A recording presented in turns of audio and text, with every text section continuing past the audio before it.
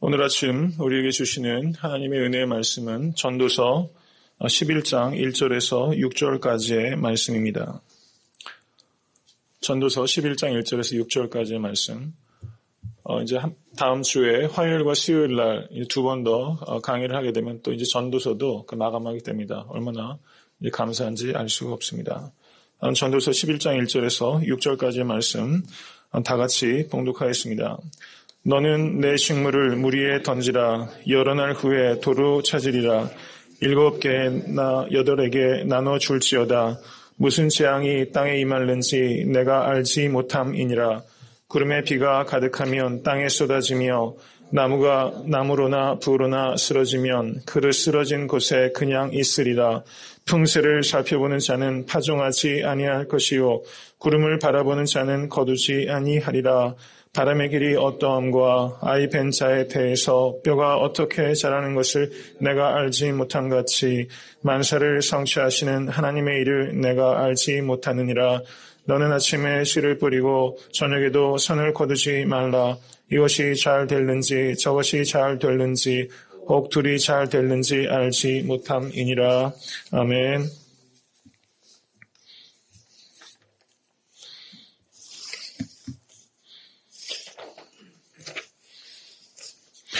네, 오늘 11장 1절 말씀은 너는 내 식물을 물 위에 던지라.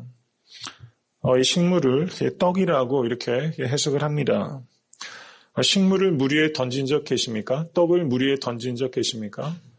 이 말은 매우 비유적인 표현인데 그 의미가 정확하게 무엇인지는 학자들마다 설이 분분합니다. 종합적으로 제가 생각해보고 이제 저는 해석하기를 일반적으로 전통적인 견해 중에 하나는 내 식물을 물 위에 던지라 이것을 자선행위를 하라 이렇게 해석을 합니다. 자선행위를 하면 여러 날 후에 그것이 내가 찾을 날이 있을 것이다. 살아가면서 찾을 수도 있겠고 또 하나님께서 그것에 대해서 보상하실 수도 있다는 의미에서 전통적으로는 그렇게 해석을 많이 하기도 합니다. 그리고 또 하나의 해석은 식물을 물 위에 던지라. 그래서 이것을 해상교역 해상에서 이루어지는 상업행위로 이렇게 해석하기도 합니다. 그리고 이것을 좀 더 비유적으로 일반화시켜서 해석을 한다면 저는 이 해석이 가장 본문 전체의 문맥 속에서 타당하다고 이해를 합니다. 우리가 여러분 여러 가지 비즈니스를 해오시지만 성공 100%라는 건 없죠. 성공 100%라는 건 참 없는 것 같습니다. 그런데 여기에서 이 말씀을 이해할 때 성공의 가능성은 있지만 성공의 확실성은 없는 그러한 일에 우리 모든 일이 그런 것이죠. 성공의 가능성은 있지만 성공의 확실성은 없는 것입니다. 그렇지만 그럼에도 불구하고 믿음을 가지고 모험적인 도전을 해라. 내 식물을 물 위에 던지라. 이렇게 이 전도자는 권면하고 있는 것입니다. 여러분 떡을 한번 물에 던지면 어떻게 됩니까? 결국은 그 물 때문에 떡이 풀어져가지고 무의미하게 될 경우가 다 그렇게 되는 거죠. 떡을 물 위에 던진다는 것은 무의미한 행위입니다. 어떻게 보면은 어떻습니까? 살다 보면은 우리가 하루하루 이렇게 성실하게 살아가는 것이 어떨 때는 무의미하게 느껴질 때도 있는 것입니다. 근데 저는 이 본문 말씀이 확실하지 않더라도 때때로 무의미하게 느껴질지라도 포기하지 않고 계속적으로 시도하고 노력을 하다 보면 예기치 못한 성공을 하나님께서 우리에게 주신다. 이렇게 해석할 수 있다고 생각이 됩니다. 전도서 11장 2절을 보시기 바랍니다. 7에게나 8에게 나눠줄지어다. 무슨 재앙이 땅에 임할는지 내가 알지 못함이니라. 3절 구름에 비가 가득하면 땅에 쏟아지며 나무가 나무로나 북으로나 쓰러지면 그 쓰러진 곳에 그냥 있으리라. 이렇게 말하고 있습니다. 우리가 살아가다 보면 재앙이 닥칩니다. 저는 애틀랜타 와서는 그런 경우가 참 많이 보진 못했는데요. 제가 보스턴 쪽에서 공부할 때는 비바람이 불어가지고 막 아름드리 나무가 그냥 송두리째 뽑히고 길거리에 막 쓰러지고 하는 일들이 많이 있습니다. 그리고 얼마 전에 그 다니엘 기도원 한번 갔을 때도 나무가 한번 그때 기도원에 오셨던 성도님 차 위에 덮친 경우도 있었습니다. 나무가 어디로 쓰러질지 우리가 알지 못합니다. 그리고 구름에 비가 가득하면 땅에 쏟아집니다. 이 이야기는 우리가 살아가다 보면 통제할 수 없는 상황을 우리는 맞게 된다는 뜻입니다. 불가피한 일들이 우리 가운데 찾아오고 우리의 의지와 생각과 그리고 계획과 준비와 상관없이 무작위로 우리 가운데 닥쳐오는 일들이 있다는 것입니다. 그렇지만 전도자는 어떻게 권면합니까? 그럼에도 불구하고 7에게나 8에게나 나눠줄지어다 이렇게 말하면서 이것은 신중하게 분산해서 투자하라 이런 뜻으로 해석할 수 있는 것입니다. 아까 1절에서 내 식물을 물 위에 던지라 이것이 해상에서 이루어지는 상업 좀 더 확대해서 이것을 일반적으로 우리 가운데 적용을 한다면 성공의 가능성은 있지만 확실하지 않은 일에 우리는 경우에 따라서는 무조건 기다리는 게 능사가 아니라 모험을 가지고 시도하라. 그렇지만 7이나 8가지에게 분산해서 무슨 재앙이 닥치지 못하기 때문에 신중하게 하라. 이런 뜻으로 우리가 해석할 수 있다는 것입니다. 그리고 11장 4절은 11장 3절에 그 구름과 그리고 바람에 대해서 언급하고 있는 것을 연이어서 말하면서 이렇게 권면하고 있는 것입니다. 풍세를 살펴보는 자는 파종하지 아니할 것이요 구름을 바라보는 자는 거두지 아니하리라. 이 말씀을 그 표준 세번역은 보다 이해하기 쉽게 번역하고 있습니다. 바람이 그치기를 기다리다가는 씨를 뿌리지 못한다. 구름이 거치기를 기다리다가는 거두어 들이지 못한다. 이렇게 말하고 있는 것입니다. 자연현상의 그 예를 통해서 우리에게 보여주면서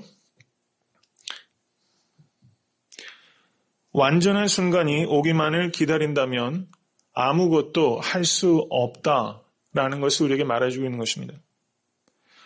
어떻습니까? 요즘 그 비즈니스를 제 동생 안남홍 집사도 비즈니스 시작하면서 이전에 했던 비즈니스를 그만두고 그 새롭게 비즈니스 시작할 때까지 약 1년 6개월을 심사숙고하며 기다렸습니다. 그리고 그 비즈니스 시작하고도 이게 잘한 건지 못한 건지에 대해서 굉장히 오랜 시간 또 생각을 하게 되죠. 요즘 무엇을 시작하기도 어렵고 그렇다고 안 하기도 어렵고 이런 고민들을 우리가 많이 하고 있는 것 같습니다. 오늘 이 본문 말씀은 지금 우리가 처한 상황에 매우 적절한 어떤 그런 지혜를 주고 있는 것 같습니다. 저는 이 말씀을 통해서 믿음이란 무엇인가 라고 봤을 때 믿음은 신중하지 못한 것을 믿음이라고 합니까? 우리가 믿는다고 했을 때 그것이 꼭 마치 신중하지 않게 그냥 저돌적으로 무엇인가를 버리는 것처럼 우리가 착각할 경우가 더러 있습니다. 그런데 여기에서 7에게나 8에게나 나눠준다는 것은 신중한 태도를 의미하는 것일 것입니다. 그래서 저는 신중한 믿음, 어떻게 보면 두 가지 단어가 신중함과 믿음이 역설적이고 상충하는 것이 느껴지지만 믿음이란 참으로 신중한 믿음이다. 이런 생각이 듭니다. 신중치 못한 것도 문제입니다. 그런데 지나치게 신중해서 완전한 때를 기다리면서 아무 행동도 하지 못하는 것도 불신의 행위라고 그 성경 우리에게 말하고 있다는 것입니다. 그러므로 우리에게 필요한 참된 지혜는 신중할 때도 있지만 행동할 때도 있다는 것입니다. 어떤 사람이 세상을 바꿉니까? 비전을 가지고 그것을 프랙티스하는 사람이 세상을 바꾸는 것입니다. 비전을 세울 때까지는 우리는 매우 신중해야 됩니다. 그렇지만 기도하면서 하나님 안에서 비전이 세워지면 그것을 프랙티스할 때는 단호하고 결단력을 가지고 추진해야지만 그 뜻을 이룰 수 있다는 것이죠. 그래서 11장 4절은 말씀을 한마디로 말하면 완전한 때를 기다리며 무조건 미루지 말아라 이렇게 말씀하고 있는 것입니다. 11장 5절 말씀은 계속해서 이렇게 권면합니다. 바람의 길이 어떠함과 아이벤 자의 태에서 뼈가 어떻게 자라는 것을 내가 알지 못함 같이 우리가 어떻습니까? 다 알 수 없습니다. 아무리 신중해도 어떻습니까? 우리에게 신중할 것을 권면하지만 우리가 신중하다고 그것이 곧 성공으로 이어지는 것도 아니라는 것입니다.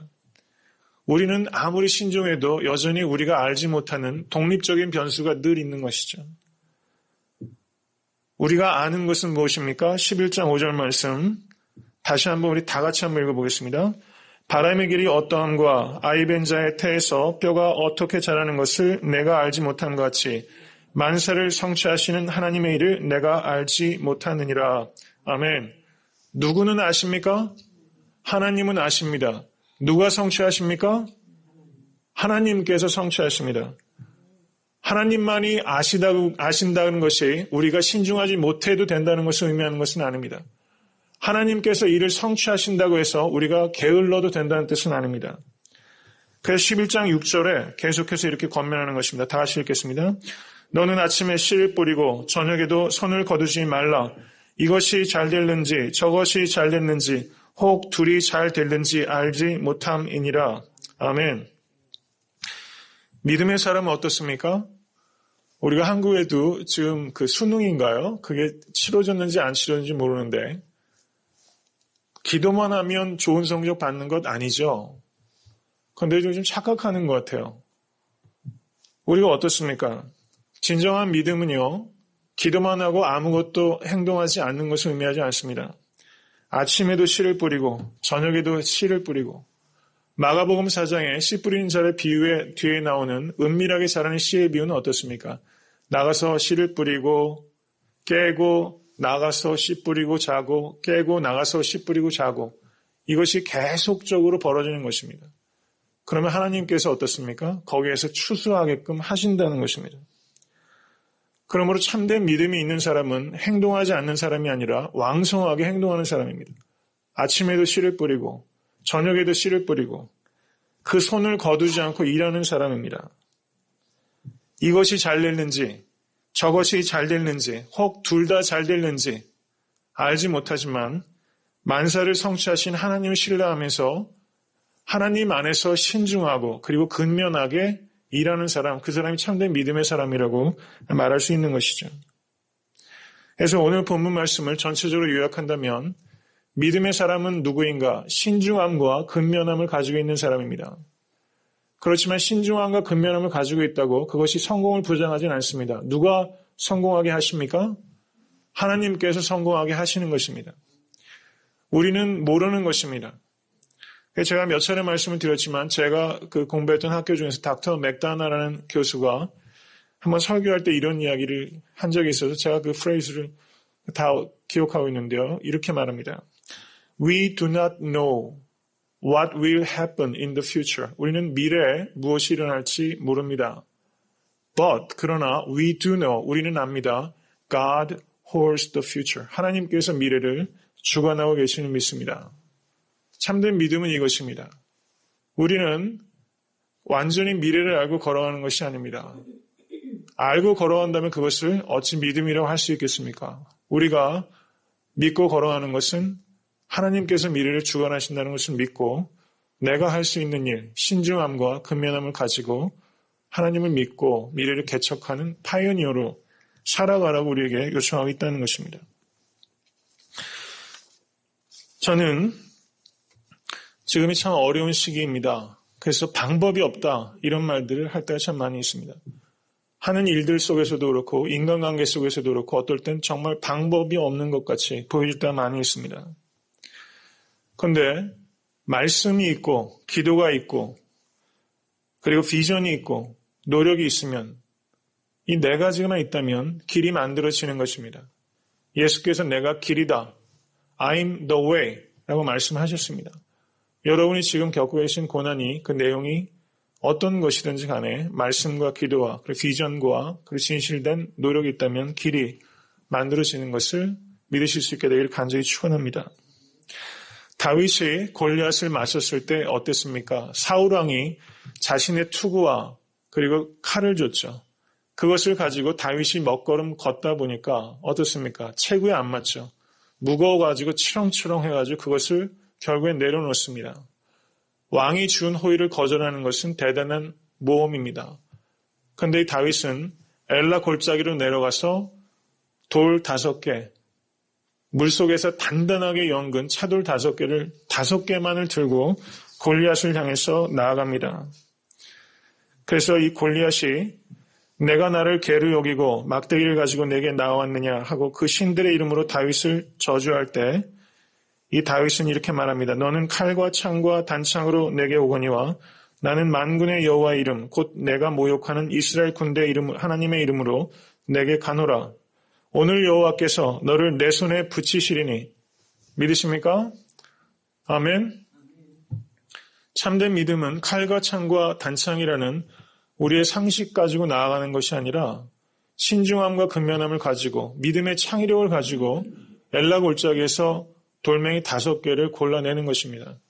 이런 지혜가 여러분과 저에게 열릴 수 있게 될 간절히 바랍니다. 그래서 이 다윗이 어떻습니까? 골리앗을 향해서 질주합니다. 성경은 사무엘상 14장, 17장 48절에 이렇게 말합니다. 블레셋 사람이 일어나 다윗에게로 마주 가까이 올 때 다윗이 블레셋 사람에게로 마주 그 항우를 향하여 빨리 달렸다. 이렇게 말하고 있습니다. 적진 한가운데를 향해서 빨리 달려간 뜨거운 열정의 사람이 바로 그 다윗이었다는 것입니다. 저는 우리에게 이런 태도가 있게 되길 간절히 바랍니다. 창의력을 가지고 신중함을 가지고 그리고 근면함을 가지고 우리가 적진 한가운데를 돌파하는 그런 열정으로 여러분과 저의 마음이 불타오를 수 있게 되길 간절히 바랍니다. 여러분의 삶에도 골리앗이 있고 여러분의 사업에도 골리앗이 있고 그리고 또 교회를 세워가는 데도 골리앗이 있습니다. 우리가 방법이 없다라고 말하지 말고 믿음 안에서 신중함과 근면함과 창의력을 가지고 엘라 골짜기에서 돌멩이 5개를 준비하는 여러분과 제가 될 수 있게 되기를 주님의 이름으로 간절히 축원합니다.